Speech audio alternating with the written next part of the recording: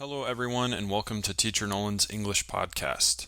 Today's episode is Episode 9, Gun Culture in America. Hello, and welcome to another episode of Teacher Nolan's English Podcast. I'm so glad you've joined me today.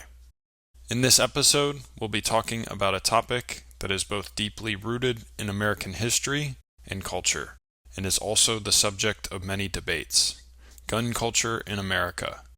This will give us a chance to learn about history, understand current events, and expand your vocabulary. For access to the transcript from today's podcast, comprehension quiz, answer key, and other resources for learning English, consider subscribing to my channel on Patreon. You will find the link to my Patreon below in the description. So let's get started. To understand gun culture in America, we need to start with history.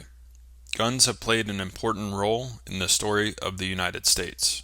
When the country was first founded, people relied on guns for survival. They hunted animals for food and used guns for protection. Guns were also crucial during the American Revolutionary War, when the colonies fought for independence from Britain. Later, during the westward expansion in the 1800s, guns became even more common. Settlers moving west carried guns to protect themselves and to hunt in the wild. At this time, guns symbolized freedom, independence, and survival. This idea of guns being connected to a personal freedom has remained in American culture even today. One reason guns are so common in America is the Second Amendment of the U.S. Constitution. The Constitution is the most important legal document in the country, and the Second Amendment is a part of it. This amendment says that people have the right to keep and bear arms. At the time the Constitution was written, the U.S. didn't have a large army. Ordinary citizens needed guns to defend their homes and communities. But today, the meaning of the Second Amendment is a topic of debate. Some people believe it protects the right to own guns without restrictions. Others think it should only apply to certain situations, like self-defense or hunting. Let's talk about gun ownership today. According to recent studies, there are about 400 million guns in the United States. That's more guns than people. Some Americans own guns for self-defense, while others use them for hunting or sport shooting.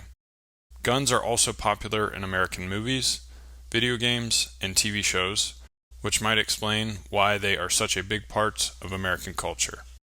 However, not everyone agrees on gun ownership. Some people think guns make society safer because they allow people to protect themselves. Others believe that having so many guns increases violence and accidents. This difference in opinion is a big reason why gun control is such a controversial issue. Let's look at the debate over gun control. Gun control means making laws to limit who can own guns and how they can be used. Some people want stricter laws to prevent gun violence. For example, they suggest background checks, waiting periods, and limits on certain types of weapons. On the other hand, some Americans worry that strict gun laws will take away their freedoms. They say that criminals won't follow the rules, so stricter laws will only hurt law-abiding citizens. This debate has been going on for many years, and it often becomes a major issue during elections. Unfortunately, gun violence is a serious problem in the U.S. Each year, thousands of people die from shootings. These include accidents, crimes, and mass shootings, which are events where many people are killed or injured at once. Gun violence is a big reason why some Americans are calling for a change. At the same time, other people argue that the problem isn't guns, but mental health or crime.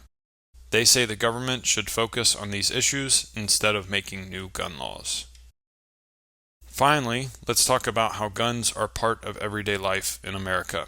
In some areas, like rural towns, owning a gun is normal and part of the culture.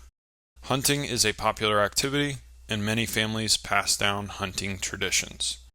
In big cities, guns are often seen differently.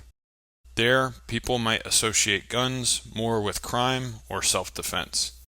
This shows how views on guns can change depending on where you live in the U.S. And that's all for today's episode of Teacher Nolan's English Podcast. Thank you for joining me to learn about gun culture in America.